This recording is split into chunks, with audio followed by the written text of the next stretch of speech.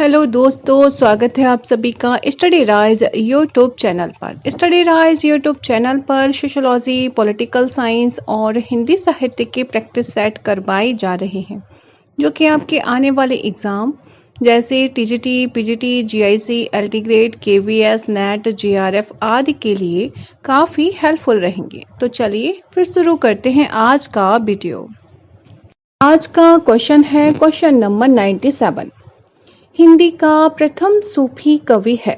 तो ऑप्शन में है मुल्ला दाऊद, जायसी, मुल्ला वजही, कुतुबुन।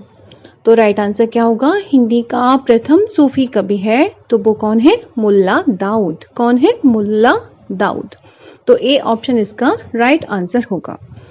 हिंदी के प्रथम सूफी कवि की मान्यता पर आधारित जो विद्वान है उनमें काफी मतभेद है, किंतु अधिकतर विद्वान इस पर सहमत हैं कि मुल्ला दाऊद कृत चंदायन, कौन सी है पुस्तक? चंदायन, संभवतः हिंदी का प्रथम सूफी प्रेम काव्य है। तो इसलिए हिंदी का प्रथम सूफी कवि कौन माना जाएगा? तो वो माना जाएगा मुल्ला दाऊद। नेक्स्ट है क्वेश्चन नंबर 98। सुमेलित कीजिए, एक तरफ ग्रंथ है और दूसरी तरफ उनकी रचना काल है। तो देखो चंदायन का जो काल है, रचना काल है, वो है 1379, यानी कि ए का फर्स्ट ही हो जाएगा इसमें। चंदायन का काल क्या है? रचना काल 1379। बी है मृगावती का है ये है 1503, तो ये भी सही है, यानी बी का सेकंड हो जाएगा, मृगावती का 1503। और मधुमालती का है 1545, तो ये भी सही है। तो इस तरह से अगर पद्मावत का है 1540, तो ये सभी मतलब जो इनका मिलान है वो एक सही दिया हुआ है। तो इसके अकॉर्डिंग राइट आंसर होगा ऑप्शन नंबर बी, जो है वो राइट आंसर हो जाएगा। चंदायन का जो रचना काल है वो है 1379, मृगावती का 1503, मधुमालती का 1545 और पद्मावत का जो रचना काल है वो है 1540। तो right answer option number B. Next है क्वेश्चन नंबर 99। सूफी काव्य पद्धति का अंतिम ग्रंथ कौन सा है?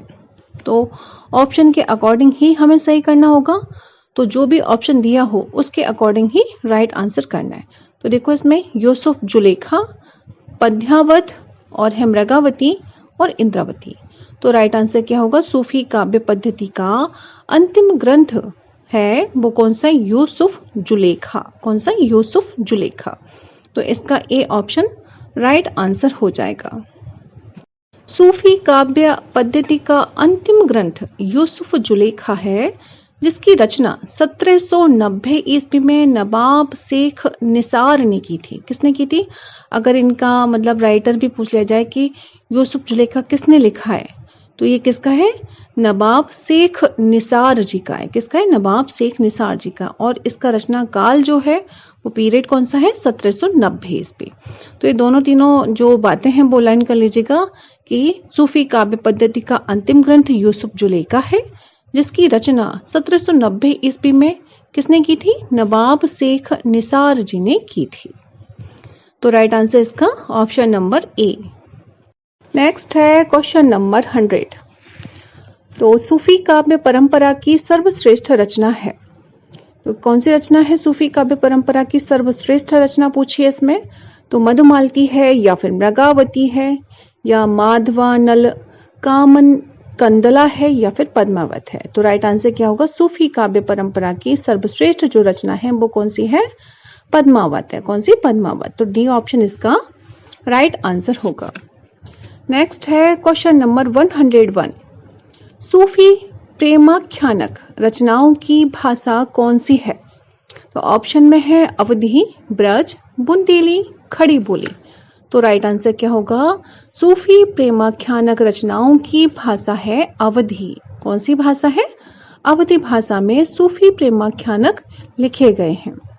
तो ए ऑप्शन इसका राइट आंसर होगा। नेक्स्ट है क्वेश्चन नंबर 102। सूफी कवियों का सबसे प्रिय अलंकार। तो उनका जो सूफी कवि थे उनका सबसे प्रिय अलंकार कौन सा था? तो देखो इसमें वक्रोक्ति था, या फिर समासोक्ति, या अनुप्रास, या फिर श्लेष।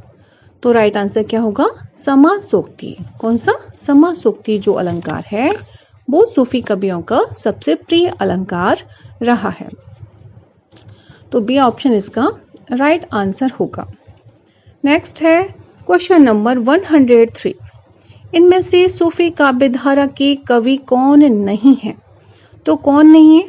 मुल्ला दाऊद, जायसी, नामदास या कुतुबुन। तो राइट आंसर क्या होगा कि इनमें से जो सूफी काव्य धारा के कवि कौन नहीं है तो वो बताना है जो नहीं है। तो मुल्ला दाऊद ये तो है, जायसी वो भी है और कुतुबुन भी है, लेकिन नामदास नहीं है। तो यही राइट आंसर होगा, यानी कि सी ऑप्शन इसका राइट आंसर होगा, नामदास। नेक्स्ट है क्वेश्चन नंबर 104। प्रेम मार्गी कवि नहीं है। अब प्रेम मार्गी की बात आ जाती है इसमें, तो प्रेम मार्गी कवि कौन नहीं है इसमें से? देखो, सूरदास, मलिक मोहम्मद जायसी, मुल्ला दाऊद और मंझन। तो राइट आंसर क्या होगा? ऑप्शन नंबर ए, सूरदास। सूरदास कौन से काल के हैं? ये तो भक्ति काल के हैं, जबकि मलिक मोहम्मद जायसी, मुल्ला दाऊद, मंझन ये किसके हैं? प्रेम मार्गी कवि हैं। तो इसका भी ए ऑप्शन जो है वो राइट आंसर होगा। प्रेम मार्गी कवि नहीं है, जो नहीं है वो हमें बताने, तो सूरदास इसका राइट आंसर होगा। नेक्स्ट है क्वेश्चन नंबर 105। प्रेमाख्यान काव्य परंपरा सूफी कवियों का मुख्य दर्शन है। तो वो कौन सा है दर्शन? देखो, ऑप्शन में है तसव्वुफ, हनफी, अहले हदीस या अहमदिया। तो राइट आंसर क्या होगा? ऑप्शन नंबर ए, यानी कि तसव्वुफ। कौन सा है? तसव्वुफ। तो ए ऑप्शन राइट आंसर होगा। प्रेमाख्यान काव्य परंपरा सूफी कवियों का मुख्य दर्शन है तसव्वुफ। नेक्स्ट है क्वेश्चन नंबर 106। अनलहक में, यानी कि अनलहक मीन्स है मैं ही ब्रह्मा हूं की घोषणा है। तो ये जो घोषणा है वो किसने की है? तो जायसी ने, मंसूर ने, अमीर खुसरो ने या कबीर ने। तो राइट आंसर क्या होगा? अनलहक की घोषणा है किसने की है? मंसूर ने। किसने की? मंसूर ने। अरब में अल हिजाज मंसूर अथवा मंसूर हल्लाज एक ही नाम है, या तो अल हिजाज मंसूर लिखा होगा अथवा मंसूर हल्लाज लिखा होगा। नामक सूफी संत को जब ज्ञान प्राप्त हुआ तो वह अनलहक अर्थात मैं सत्य हूं की घोषणा करने लगा। तो जो उनके गुरु थे, तो उनके गुरु का नाम था जुवैद। कौन थे? जुवैद। तो उन्होंने ही क्या? अनलहक मैं ही ब्रह्मा हूं का सिद्धांत प्रतिपादित किया था। तो इसका राइट आंसर क्या होगा? Option number B, Mansur. क्या होगा? Option number B, Mansur. Next है क्वेश्चन नंबर 107। उदधि आई ते बंधन कीना इति 10 माथ अमर पद लीना। पंक्तियों के रचनाकार हैं, तो इन पंक्तियों के रचनाकार बताने हैं। तो इसमें से देखो, ऑप्शन ए है कुतुबुन, तुलसी, जायसी और सूरदास। तो राइट आंसर क्या होगा? उदधि आई ते बंधन कीना इति 10 माथ अमर पद लीना। तो इसके जो लेखक हैं, राइटर हैं, वो हैं जायसी जी। कौन है? जायसी जी। तो इसका सी ऑप्शन जो है वो राइट आंसर होगा। नेक्स्ट है क्वेश्चन नंबर 108। आचार्य रामचंद्र शुक्ल ने प्रेमाख्यान परंपरा का हिंदी में प्रवर्तक यानी कि प्रथम कवि किसे माना है? तो किसका पूछा है? रामचंद्र शुक्ल जी का पूछा है कि रामचंद्र शुक्ल ने प्रेमाख्यान परंपरा का हिंदी में प्रवर्तक प्रथम कवि किसे माना है? तो ऑप्शन में है कुतुबुन, ईश्वर दास, मुल्ला दाऊद और असाइद। तो राइट आंसर क्या होगा?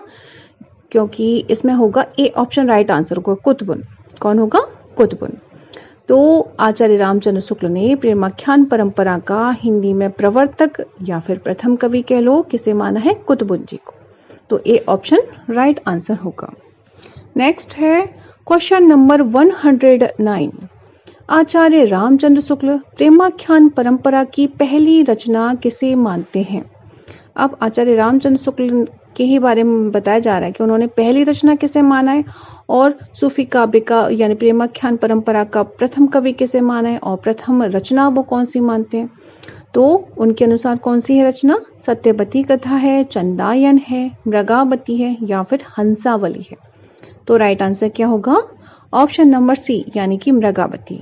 आचार्य रामचंद्र शुक्ल प्रेमाख्यान परंपरा की पहली रचना मृगावती को मानते हैं।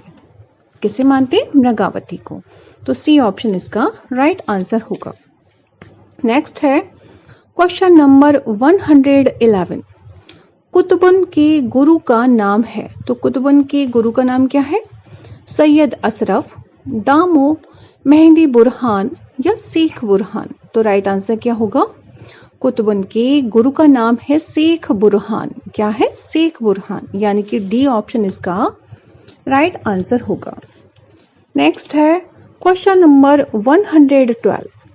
मुल्ला दाऊद की भाषा है। तो मुल्ला दाऊद की भाषा कैसी है? पश्चिमी परंपरा से संप्रक्त शैली है या फिर साहित्यिक अवधि है या पहाड़ी मिश्रित अवधि है या फिर ठेठ अवधि है। तो राइट आंसर क्या होगा? मुल्ला दाऊद की भाषा है तो वो कैसी है? ऑप्शन नंबर डी यानी कि ठेठ अवधि है। कैसी है? ठेठ अवधि। मुल्ला दाऊद की भाषा कैसी है? ठेठ अवधि है। नेक्स्ट है क्वेश्चन नंबर 113। ज्ञानदीप नामक प्रेमाख्यान काव्य की नायिका कौन है? अब इसमें से ज्ञानदीप जो प्रेमाख्यान काव्य है उसकी नायिका हमें बतानी है। तो कौन है उसमें नायिका? कामवती है, मुग्धा है, उर्मिला है या देवयानी है। तो ज्ञानदीप नामक प्रेमाख्यान काव्य की नायिका कौन है? देवयानी। कौन है? देवयानी। तो डी ऑप्शन इसका राइट आंसर होगा। ज्ञानदीप सूफी काव्य यानी कि जिसे प्रेमाख्यानक काव्य भी कहा जाता है, सूफी काव्य को ही प्रेमाख्यानक काव्य कहा जाता है। ठीक है, तो के रचयिता कौन है? इसके रचयिता भी याद कर लीजिए कि ज्ञानदीप सूफी काव्य के रचयिता हैं शेख नवी। कौन है? शेख नवी है। इस काव्य की नायिका देवयानी है तथा अगर नायक पूछ लिया जाए, आपको नायिका तो पता होगी देवयानी है, लेकिन अगर नायक पूछ लिया जाए तो कौन है? राजा ज्ञानदीप। कौन है? राजा ज्ञानदीप है। तो ये 2-3 क्वेश्चन बनते हैं इस पे, तो वो आप लोग तैयार कर लीजिएगा। नेक्स्ट है क्वेश्चन नंबर 114। सूफी मत में वर्णित साधक की 4 अवस्थाओं कौन कौन सी हैं? शरीयत, तरीकत, मारिफत और है हकीकत की भारतीय भक्ति मार्ग के साथ सही क्रम में संगति होगी। तो कौन सी होगी? आचरण, उपासना, सिद्धावस्था, सत्यबोध या फिर सत्यबोध, आचरण, उपासना, सिद्धावस्था या फिर आचरण, उपासना, सत्यबोध, सिद्धावस्था या सत्यबोध, उपासना, आचरण, सिद्धावस्था। तो राइट आंसर क्या होगा? देखो क्या पूछा था इसमें क्वेश्चन? सूफी मत में वर्णित साधक की 4 अवस्थाओं कौन सी है? शरीयत। शरीयत कहते हैं आचरण को। किसे कहते हैं? शरीयत, आचरण को। और क्या है? तरीकत। तरीकत उपासना हो गई। और मारिफत, मारिफत हो गया सिद्धावस्था। और हकीकत हो गया सत्यबोध। हकीकत क्या हो गया? सत्य को जानना, सत्यबोध हो गया। तो इसके according A option he right answer होगा, यानी कि आचरण, उपासना, सिद्धावस्था, सत्यबोध। तो ए ऑप्शन इसका राइट आंसर होगा। नेक्स्ट है क्वेश्चन नंबर 115। सूफी साधना के 4 पड़ावों में इनमें से कौन सा नहीं है? तो अब इसमें से देखो, अभी जो क्वेश्चन बताया था उसी का ही है। तो इसमें से अब ये पूछ लीजिए कि कौन सा नहीं है, वो हमें सही करना है। तो ऑप्शन में देखो, शरीयत, तरीकत, मलकत, मारिफत। तो ये तीनों तो है, यानी कि शरीयत भी है, तरीकत भी है, मारिफत भी है, लेकिन मलकत नहीं है। तो यही क्या होगा? राइट आंसर होगा। यही तो पूछा था इसमें कि 4 जो पड़ाव हैं इसके, उनमें से कौन सा सही नहीं है। तो सही नहीं है वो कौन सा हो जाएगा? मलकत, यानी कि सी ऑप्शन इसका राइट आंसर होगा। नेक्स्ट है क्वेश्चन नंबर 116। साधना की 4 अवस्थाओं कौन कौन सी हैं? ये आप लोग लर्न कर लीजिएगा पूरे, क्योंकि ये पूछा जाता है कई बार। तो साधना की जो 4 अवस्थाएं वो कौन सी? शरीयत, तरीकत, मार्फत और हकीकत का संबंध है। तो वो किससे संबंध है? ज्ञान मार्ग की साधना से, सूफी साधना से, इस्लाम धर्म साधना से या फिर रीति मुक्त काव्य से। तो आप लोगों को पता है ये किससे संबंधित है, ये सूफी साधना से संबंधित है। किससे? सूफी साधना से। जो भी सूफी हैं या जो भी आपने जिन जिन के सूफी संतों के जो नाम सुने होंगे वो इन्हीं चारों को मानते हैं, यानी कि इन्हीं पर उन्होंने वर्क किया है। शरीयत, तरीकत, मारिफत और हकीकत। नेक्स्ट है क्वेश्चन नंबर 117। भक्तिकालीन सूफी काव्य धारा की विशेषताओं के संदर्भ में निम्नलिखित में से एक विशेषता गलत है। उस गलत विशेषता को चुनिए। तो जो गलत विशेषता है सूफी काव्य धारा की, तो वो हमें बतानी है इसमें से। तो देखो ऑप्शन में है ए, इसमें इस काव्य धारा के सभी कवि मुसलमान थे। बी है, इस काव्य धारा के सभी कवियों ने हिंदू प्रेमी प्रेमिकाओं की प्रेम कथा का काव्यात्मक चित्रण प्रस्तुत किया। सी है, इस काव्य धारा के कवियों ने अवधी एवं ब्रज भाषा में रचनाएं की हैं। और डी है, इस काव्य धारा के कवियों ने सिर्फ प्रबंध काव्य ही लिखे हैं। तो राइट आंसर क्या होगा? क्या पूछा था इसमें क्वेश्चन कि भक्तिकालीन सूफी काव्य धारा की विशेषताओं के संदर्भ में निम्नलिखित में से एक विशेषता गलत है। तो जो गलत है वो हमें बतानी है इसमें से। तो इसमें देखो ए ऑप्शन जो दिया है, इस काव्य धारा के सभी कवि मुसलमान थे, तो यही जो विशेषता है वो गलत है। तो इसलिए यही क्या होगा? राइट आंसर होगा हमारा इसमें, क्योंकि सभी जो कवि थे वो मुसलमान नहीं थे, कुछ हिंदू भी थे। और जबकि इसमें बी में दिया है, इस काव्य धारा के सभी कवियों ने हिंदू प्रेमी प्रेमिकाओं की कथा का काव्यात्मक चित्रण प्रस्तुत किया, तो ये बात बिल्कुल सही है। और क्या है, इस काव्य धारा के कवियों ने अवधी और ब्रज भाषा में रचनाएं की हैं, तो ये भी बात सही है। और इस काव्य धारा के कवियों ने सिर्फ प्रबंध काव्य लिखे हैं, तो ये भी सही है। तो यानी कि बी सी डी तो सही है, लेकिन जो ए ऑप्शन है वो गलत है, इसलिए यही इस क्वेश्चन का आंसर होगा। नेक्स्ट है क्वेश्चन नंबर 118। जायसी किस धारा के कवि हैं? तो ऑप्शन में है ज्ञान मार्गी काव्य धारा, प्रेमाख्यानक काव्य धारा, नाथ पंथी काव्य धारा या फिर रसक काव्य धारा। तो राइट आंसर क्या होगा? ऑप्शन नंबर बी, जायसी जी हैं तो वो किस धारा के कवि हैं? प्रेमाख्यानक काव्य धारा के। किसके? प्रेमाख्यानक काव्य धारा के। तो बी ऑप्शन राइट आंसर होगा। नेक्स्ट है क्वेश्चन नंबर 119। सूफी मुक्तक काव्य का प्रथम रचयिता इनमें से कौन सा कवि है? तो ऑप्शन में देखो, मुल्ला दाऊद, अमीर खुसरो, शेख फरीद, कुतुबुन। तो राइट आंसर क्या होगा इसमें? ऑप्शन नंबर बी, यानी कि अमीर खुसरो। कौन है? सूफी मुक्तक काव्य का प्रथम रचयिता। किसका पूछा है? मुक्तक काव्य का प्रथम रचयिता कौन सा है कवि? तो वो है अमीर खुसरो जी। नेक्स्ट है क्वेश्चन नंबर 120। पद्मावत का बंगला अनुवाद किसने किया था? तो किसने किया था बंगला अनुवाद? मगन ठाकुर ने, आलो उजाला ने, या फिर नसरुद्दीन हुसैन ने, या फिर सुजाउद्दौला ने। तो राइट आंसर क्या होगा? पद्मावत का बंगला अनुवाद जो किया है वो किया है आलो उजाला ने। किसने? ऑप्शन नंबर बी, आलो उजाला ने। नेक्स्ट है क्वेश्चन नंबर 121। पद्मावत किस भाषा में लिखा गया है? तो ऑप्शन में है राजस्थानी, ब्रज भाषा, खड़ी बोली हिंदी, अवधी। तो राइट आंसर क्या होगा? पद्मावत किस भाषा में लिखा गया है? तो वो लिखा गया अवधी भाषा में। कौन सी में? अवधी भाषा में लिखा गया है। तो डी ऑप्शन इसका राइट आंसर होगा। नेक्स्ट है क्वेश्चन नंबर 122। मलिक मोहम्मद जायसी को जायसी कहा जाता है क्यों कहा जाता है उन्हें जायसी? क्योंकि जायस गोत्र में पैदा हुए थे, या फिर जायस मत के मानने वाले थे, या जायस नामक स्थान के निवासी थे, या फिर उपयुक्त में से कोई नहीं। तो राइट आंसर क्या होगा? ऑप्शन नंबर सी, यानी कि जायस नामक स्थान के निवासी थे। मलिक मोहम्मद जायसी को जायसी कहा जाता है क्योंकि वे जायस नामक स्थान के निवासी थे। तो सी ऑप्शन इसका राइट आंसर होगा। नेक्स्ट है क्वेश्चन नंबर 123। पद्मावत की विद्या है। अब पद्मावत की विद्या कैसी है? प्रबंध काव्य, खंड काव्य, मुक्तक काव्य या महाकाव्य। तो राइट आंसर क्या होगा? पद्मावत की विद्या है वो कैसी है? प्रबंध काव्य की है। किसकी है? कैसी है? प्रबंध काव्य की है। तो ए ऑप्शन इसका राइट आंसर होगा। नेक्स्ट है क्वेश्चन नंबर 124। कहरनामा किसकी रचना है? तो कहरनामा किसकी रचना है? मुल्ला दाऊद की, सूरजदास की, कुतुबुन की या फिर जायसी की? तो राइट आंसर क्या होगा? कहरनामा जो रचना है वो किसकी है? जायसी की है। किसकी? जायसी की। तो डी ऑप्शन इसका राइट आंसर होगा। नेक्स्ट है क्वेश्चन नंबर 125। कयामत का वर्णन जायसी द्वारा रचित काव्य में हुआ है।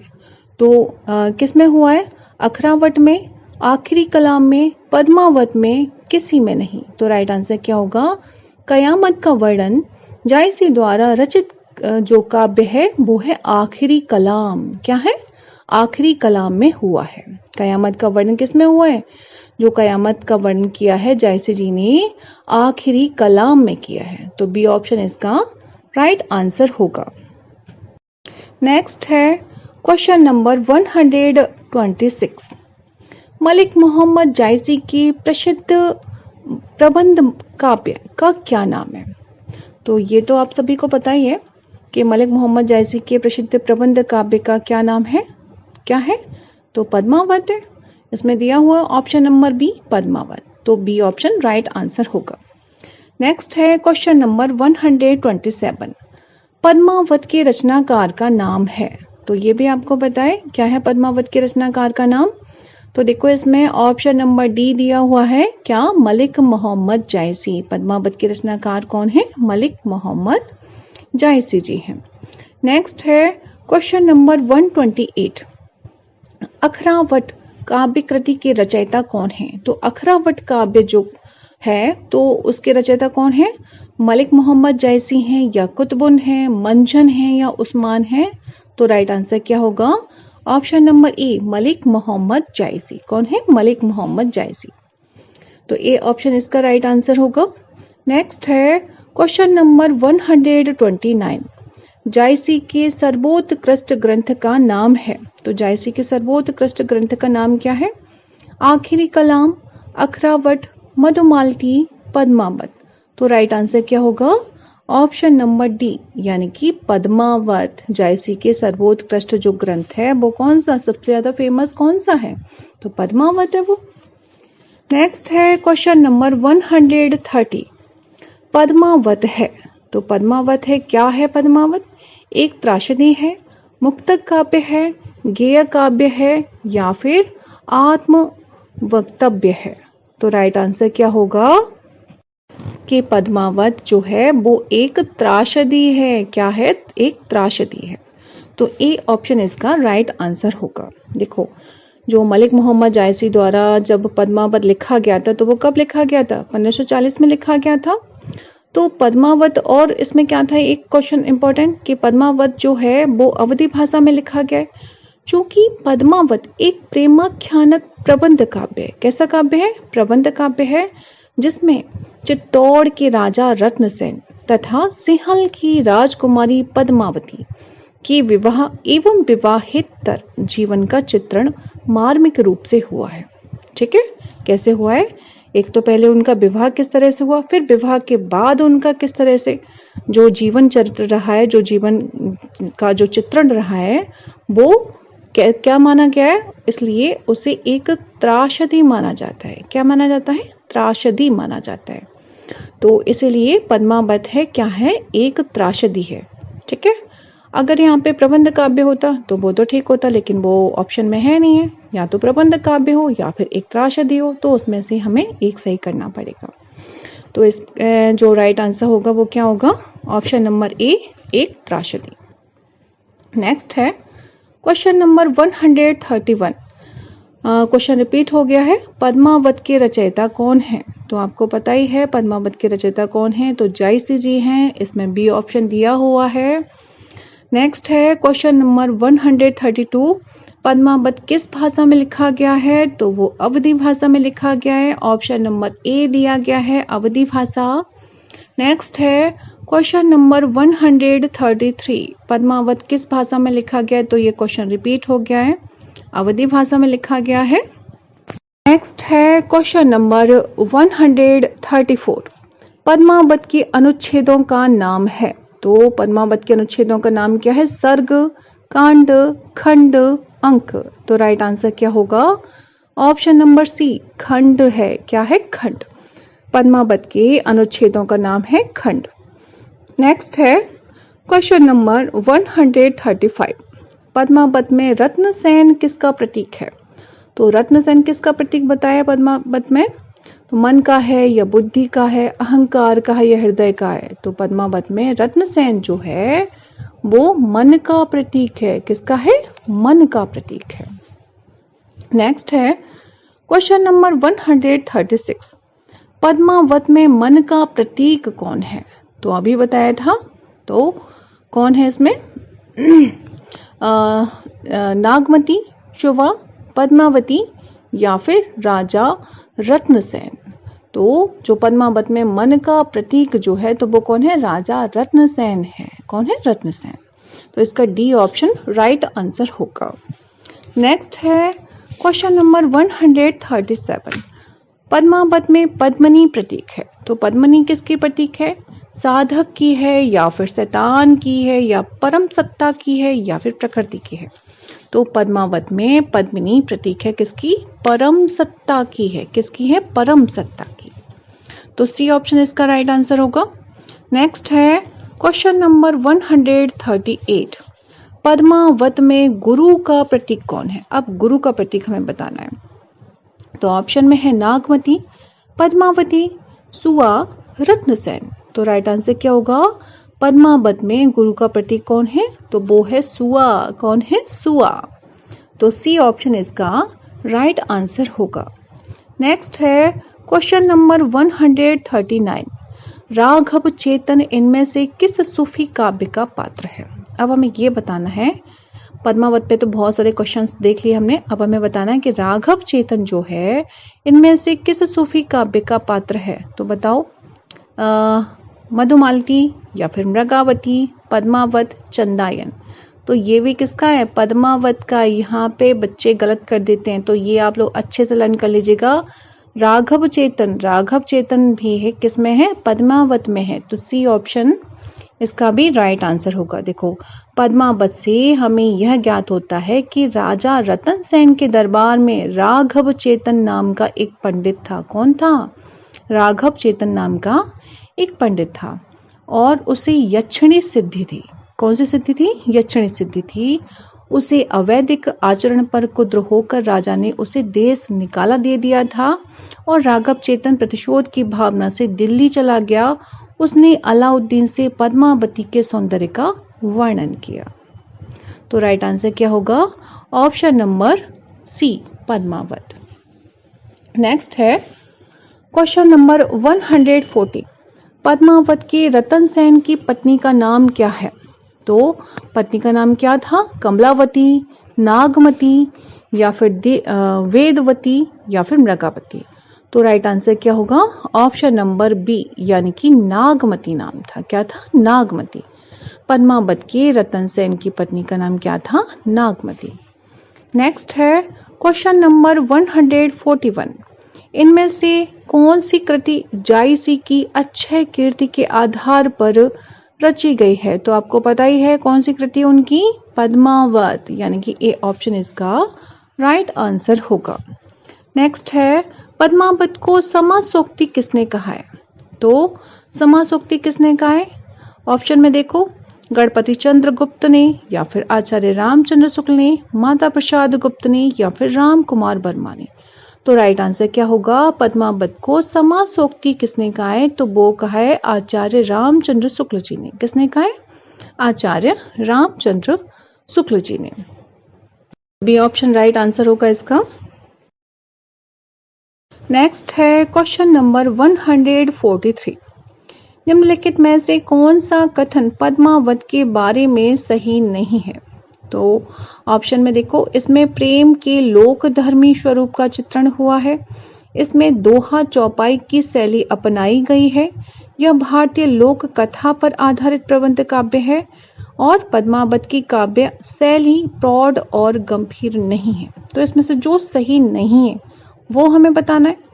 तो इसमें से जो राइट आंसर होगा वो होगा ऑप्शन नंबर डी, यानी कि पद्मावत की काव्य शैली प्रौढ़ और गंभीर नहीं है। तो ये वाला सही आंसर होगा, क्योंकि ऐसा नहीं है। ठीक है, ये गलत है। और इसमें और तो सभी सही है। देखो, इसमें प्रेम की लोकधर्मी स्वभाव का चित्रण हुआ तो ये सही है। इसमें दोहा चौपाई की शैली अपनाएंगी, ये भी सही है। या भारतीय लोक कथा पर आधारित प्रबंध काव्य, तो ये भी पास सही है। लेकिन पद्मावत की काव्य शैली प्रौढ़ और गंभीर नहीं है, तो ये गलत बात है ना। तो यही वाली सही नहीं है, तो यही राइट आंसर होगा। नेक्स्ट है क्वेश्चन नंबर 144। छार उठाए लीन एक मुट्ठी, दीन उड़ाई फिर थिमी झूठी। तो यह जो पंक्ति है वो किस ग्रंथ से ली गई है? अगर ये लाइन आ जाए कि छार उठाए लीन एक मुट्ठी, दीन उड़ाई फिर थिमी झूठी, तो ये किसकी है, किससे ली गई है? पद्मावत से या चंदायन से, आखिरी कलाम से, रामचरितमानस से? तो ये ली गई है पद्मावत से। किससे ली गई है? पद्मावत से। आप लोग ये जो इसमें क्वेश्चंस आंसर में जो इस तरह के ये आते हैं, ये क्या कहते हैं, ये जो लाइंस आती हैं है ना काव्य की, तो ये कहीं एक नोट्स बना लीजिए, उस पे लिख लीजिए। यानी कि जो भी आई हुई लाइंस हैं तो वो बार बार आप रिपीट करेंगे ना, तो वो उसके जो थिंकर हैं या फिर जिस बुक से ली गई है तो वो लर्न हो जाएगी आपको। यानी बुक लर्न हो जाएगी तो आप इजीली बता पाएंगे कि उसके राइटर कौन है। तो ये एक तरह से जहां जहां भी मिले आपको तो वो लिख लीजिएगा वो लाइंस, क्योंकि ये गलत हो जाती हैं, ये ज्यादा गलत होने के चांसेस इसमें रहते हैं। तो इसका क्या राइट आंसर होगा? Option number A, Padmavat. उपयुक्त पंक्ति मलिक मोहम्मद जायसी कृत पद्मावत से ली गई है। जब जो अलाउद्दीन की सेना जब कुंभल नेर के दुर्ग पर आक्रमण करती है तो अलाउद्दीन को केवल निराशा ही हाथ लगती है और वह क्या उठता है, क्या कहता है कि यह संसार झूठा है। कैसा है? यह संसार जो है वो झूठा है। नेक्स्ट है क्वेश्चन नंबर 145। फूल मरे पै मरे न बासो, यह प्रसिद्ध उक्ति किस कवि की है? तो देखो, फूल मरे पै मरे न बासो, तो दादू की है, कबीर की है, रैदास की है, जायसी की है। तो ये किसकी है? जायसी जी की है। ये भी जायसी जी की है। तो डी ऑप्शन इसका राइट आंसर होगा। नेक्स्ट है क्वेश्चन नंबर 146। निम्नलिखित में से किस कवि ने सिर्फ अवधी भाषा में ही रचना की है? तो सिर्फ अवधी भाषा में लिखा है उन्होंने, तो वो किसने लिखा है? कबीर ने, सूरदास ने, तुलसीदास ने, जायसी ने। तो आपको पता है राइट आंसर क्या होगा? जायसी जी। क्या होगा? जायसी जी।